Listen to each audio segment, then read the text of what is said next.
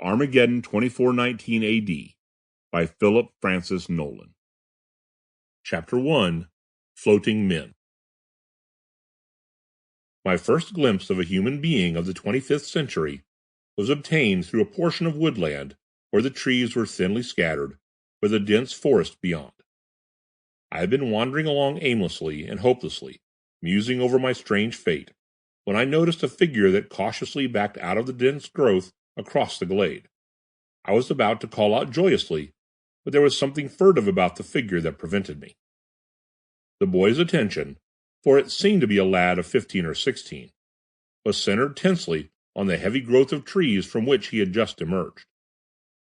He was clad in rather tight-fitting garments entirely of green, and wore a helmet-like cap of the same color. High around his waist he wore a broad, thick belt, which bulked up in the back across the shoulders into something of the proportions of a knapsack.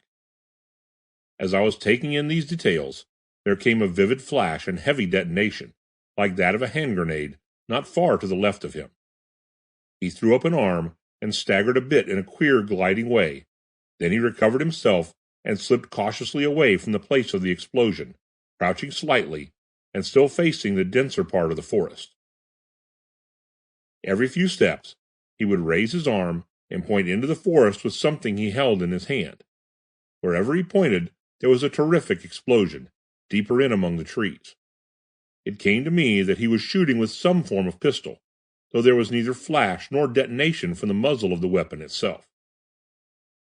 After firing several times, he seemed to come to a sudden resolution, and turning in my general direction, leaped, to my sudden amazement, sailing through the air between the sparsely scattered trees in such a jump as I had never in my life seen before.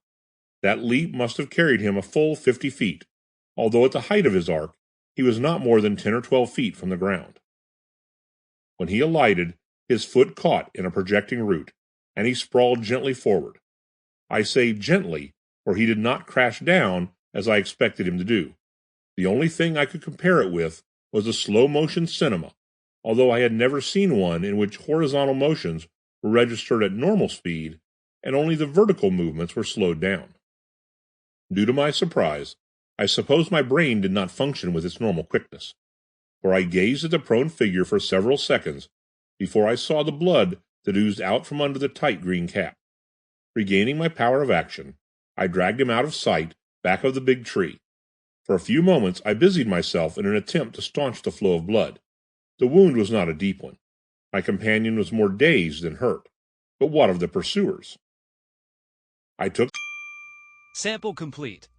Ready to continue?